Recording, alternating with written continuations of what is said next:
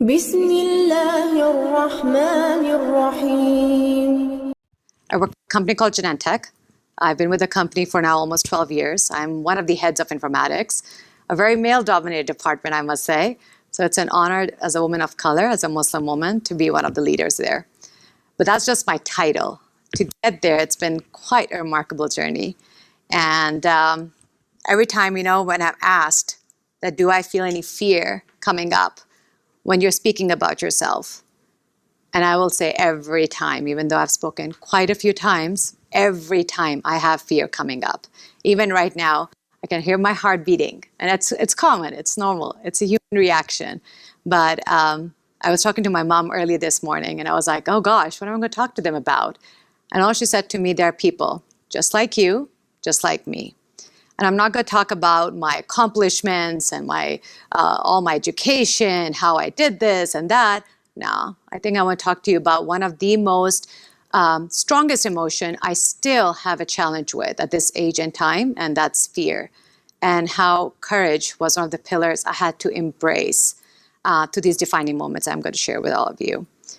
So imagine a girl who was quite opposite to what her culture expected her to be, a girl that was told that a woman can never be a leader, and that education was something that she can dream of. And yes, I'm not in my 50s or 40s, I'm in my early 30s, but I lived through those times.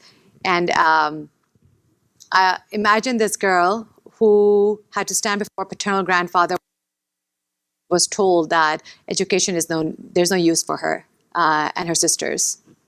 And imagine this girl as a young adult who was called out in her college back home in a class of almost 80 men and 5 girls in an engineering class. And she was told that she was wasting her time here. Her kind should be at home cooking and cleaning. But life has different plans for you. And life and Allah sends people towards you that you never imagined having, and they help you be the person that you are today. And those two remarkable human beings have been my mother and my grandmother. I don't think I'll ever be able to find the right words to express what my mother has done for me and my sisters, but just in short, that she has saved me in every possible way a girl can be saved. And my grandmother, all I'm going to say is that she is my best friend. She'll always be my best friend. And she always reminded me that I am the son that my mother never had, the warrior that she never had, in my lowest points in my life. And I held those words and my mother's commitment to my education very close to my heart. So this girl did finally get to go to college, and I think it was my final year. Yeah, it was in my final year when my marriage was arranged. And I'm going to be honest, I was so excited that I'm going to get to have my fairy tale wedding and my fairy tale marriage. I know, guys, I was very young. I was 21 when that happened. And it was far from fairy tale, is all I'm going to say. It was far from fairy tale because it was a beginning of quite an abusive marriage.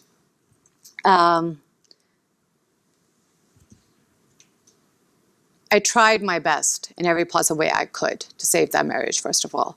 And career and ambition, that was not even in my mind at that point. And every time something fell apart, I always used to lay the blame on myself, that I need to fix this. It's my responsibility. I need to put this together. Yet it was something that wasn't just my own or something that I had to fix. But that's how I was. And I believe it was in 2008, when fear and I came face to face after quite some time. And it was with the news that my best friend, my grandmother, was diagnosed with stage 4 cancer. And I still remember that moment, that it was hard to accept. It was hard to understand when you have so much of the losses going on, especially that time, my marriage. So to accept that somebody who you love so much is going through this. But you know how we, just like everybody who's desperate to find cure for cancer for their loved ones, we were desperate. We tried to get her right treatments. We tried everything, and we defeated cancer. Just like I had read in books, I was the warrior that she always imagined me to be, and we defeated cancer. And that was for a very limited time. It was in 2009 when I was sitting by myself in my home after I had faced not such a good scenario with my husband with an ice pack to my face. And I remember my aunt called me in the late hour. It was, I think, around 1 a.m. in the morning. And all I heard the words, it's back, it's back. The cancer was back. 6 months after she got her after the first time we actually defeated it. And I just couldn't comprehend what was going on. I just kept repeating these words to myself over and over again that, why her? She promised she'll be with me. Why is this happening to her? Why is this happening to me? Haven't I faced enough?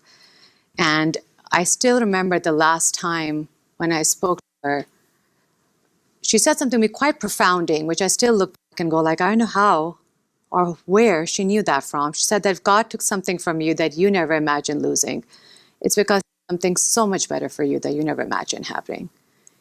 It was the very next day at 5:11 a.m., the cancer won and took my best friend away from me, the great Surya Yunus. We talk about mental health. We talk about suicidal thoughts, depression, clinical depression. This woman right here faced through all of that, including suicide thoughts. And I'm not ashamed to say it out loud. But I had choices. Either I could let that darkness consume me completely, or I would do something about it. And I'm so glad I chose the latter. So in order to do something about it, and in order to save my marriage that was completely falling apart, in 2010, my husband and I, we at that time were called to this fascinating country, a country that was foreign to us at this language, and that's the United States. And when we got here, this woman right here never held a job in her life, because I got married in my final year of graduation, never ever had a job in her life, never held a job in her life. So for her to even face a world that's called corporate world, no way. There's no way I can even do that. So imagine how much fear and I were like this at that time. But I had to, because we were living in the Bay Area. It's not easy. It's expensive here. So I knew I had to get out there and get the right job. And it was the summer of 2010 when I got a call from this quite a fascinating company called Genentech. I was beyond surprised. You're inviting somebody who has no experience, nothing whatsoever, but you want me to come for an interview. Okay. And at that time, I think they had a campus building in Redwood City. It's no longer there now anymore, unfortunately. But I remember I was standing outside the building, constantly fixing my scarf, brushing my pants, and just making sure that I look okay. And I remember I took a couple of deep breaths, opened the door, and went inside the building. And I was greeted by this remarkable human being by the name Bob Albert, who I did know at that time was going to be my manager. And he welcomed me with a big smile and warmth and said, "Welcome to Genentech." And I didn't realize that was the beginning of a whole new journey. Because after that, honestly speaking, the way I grew and evolved and was surrounded by people who have lifted me up, emboldened me enough, empowered me enough to walk away from marriage that was never meant to be saved. After that, I swear I thought this was it. I've conquered all my fears. I have empowered myself. Yay, this is it. But little did I know that life had other plans for me. Life always is mystery, right? And it has always other plans for you. And this time, you all might remember this time as well. Remember 2016, when this entire country was shaken by a growing hostile political movement and rise of anti-migration. And this time, my safety and my family's safety, people like me and their safety, was getting questioned. My identity, how I appeared, was turning into shame. I was ashamed of being seen as a Muslim. I was ashamed of showing up and at work and being seen as a Muslim, even though that environment there was far from what I had imagined. The openness, the warmth, the welcome, the acceptance I always felt there. But there's a psychological thing in your mind, right? You start questioning yourself, your being, my identity, my customs. Everything was just turning into shame. I started standing behind folks at the train station because I was just so afraid some psychotic person or lunatic would just push me in front of it. And that's because those were the scenarios I was getting to hear across the globe. And I remember it was such a heartbreaking conversation with my mother, who wanted nothing more than the well-being of her daughters and the safety of their daughters, when she was honestly being very open that we do not wear what we call this, it's our headscarf, just for that we can be safe and we won't be seen as Muslims. And that was the first time that I really just paused and questioned myself, why am I ashamed of who I am? And that was the start of a whole other journey that I embarked on, becoming a clinical psychologist, because I wanted to work with men, women, teenagers, children, whether it's from our background or from our community or outside of our community, just to help them accept their fear and face that fear, not be ashamed of who they are, and challenge the surrounding, the thinking of the people around them. And it's amazing, right? When you help someone that capacity, you also find questions, the answers to the questions that you're seeking, just like I was, around shame and fear. Being able to reimagine yourself beyond what other people see, it's the most difficult task of all, yet the most rewarding thing if you can. Because we all come into this world in a body. People with neurological difficulties, environmental or war-impacted communities, boys who want to dress up as girls who wear veils, athletes who bend their knees in sign of protest, sexually assaulted victims, Black, white, Asian, Latinos, us as a community right now as Muslims, Native Americans, you or me. We all want what everybody wants, and that is to dream and to achieve. But sometimes the society tells us, and we tell ourselves, that we don't fit the mold. But the very limited time I've been in this country, and that's going to be close to now 12 years, is that we all have one thing in common, and that's being human. So we all should be fighting towards one race, and that's the human race. And you all might be wondering, why am I telling you all of this? Number one, I never imagined myself standing before wonderful people like you, adults like you, and sharing this part about my life 12 years ago. And two, these 12 years, if I look back, wow, it's been a long journey, but it's been worth it. And this girl who was just lived her life in fear is now a woman who's beginning to embrace and face that fear. So I hope by sharing this, I get to learn a little bit about all of you. And don't just hear my story. Listen, and try to listen to each other's stories, just like I hope I listen to yours. And our stories have no ending. They have chapters, sequels, pages upon pages, and our stories must go on. And that can only happen if we help each other write it together.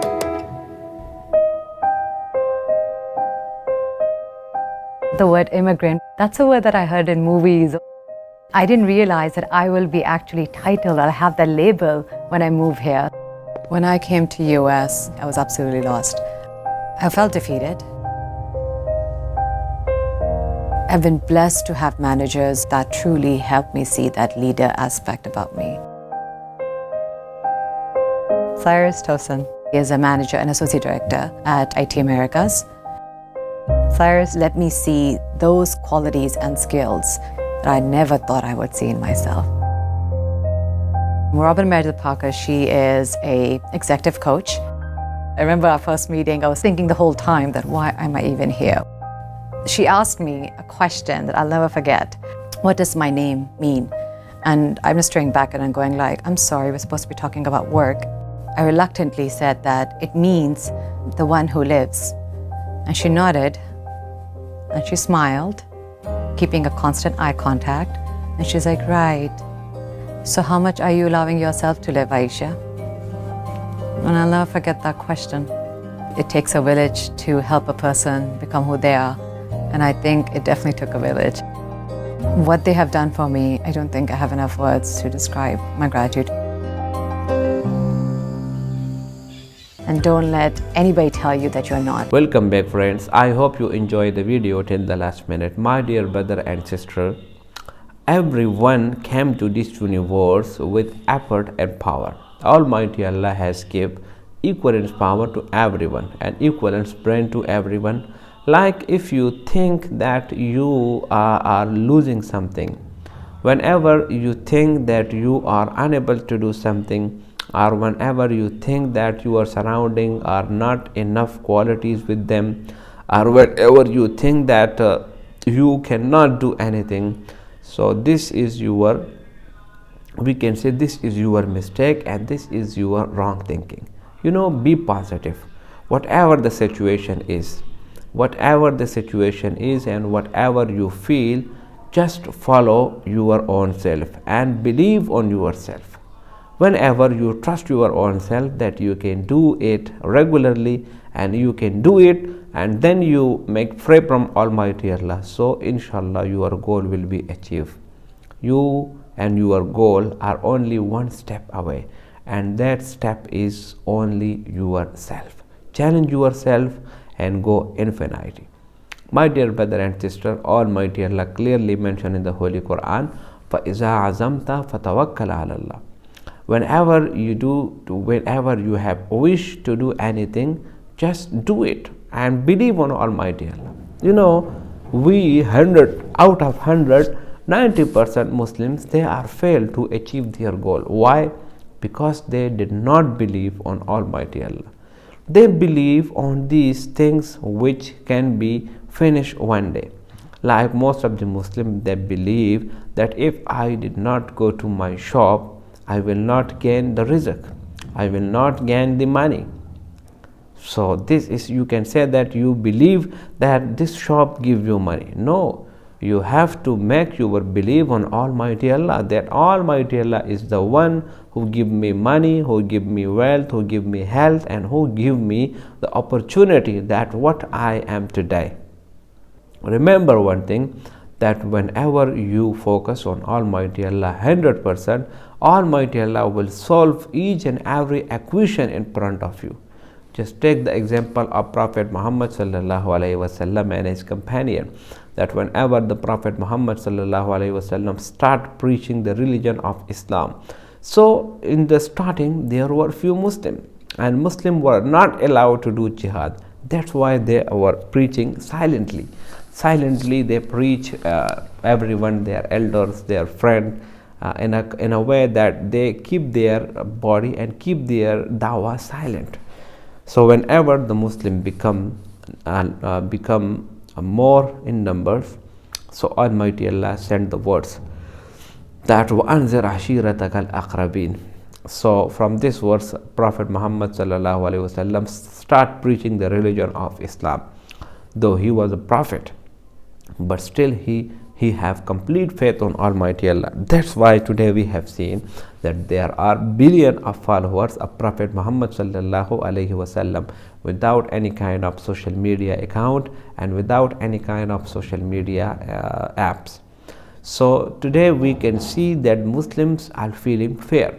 Whenever you feel fear, just relax and say that Almighty Allah is with me. So inshallah you will never be in a trouble condition, or you will never be feel bad for yourself. Almighty Allah clearly mentioned in the Holy Quran, وَيَرْزُقْهُ مِنْ حَيْثُ لَا يَحْتَسِبْ وَيَرْزُقْهُ مِنْ حَيْثُ لَا يَحْتَسِبْ. Almighty Allah will give you the money and wealth from where even you can't imagine. So the way of my talking is that you should make a relationship with Almighty Allah, not make a relationship with the human being, because the human being will use you and on the time of whenever you need the guide, they will left you. But remember, Almighty Allah is one who is always with you, and He will always help you at the time when you need. So that's why Almighty Allah clearly mentioned in the Holy Quran, Ni'mal Mawla wa Ni'mal Nasir. He is the best, we can say, Ni'mal Mawla. He is the best Lord. Wa Ni'mal Nasir. And we can say he is the best helper. Ni'ma. In Arabic, Ni'ma means very best and very beautiful. So this girl Ayesha, whenever she talking about her job, her interview, she just want to encourage you. And Almighty Allah is also encouraging you in the Holy Quran. But if you open the Holy Quran and try to recite it from the core of your heart, so inshallah you will find that your goals will be achieved within seconds. I hope you enjoy the video. If you like the video, subscribe the channel and share it with your friends.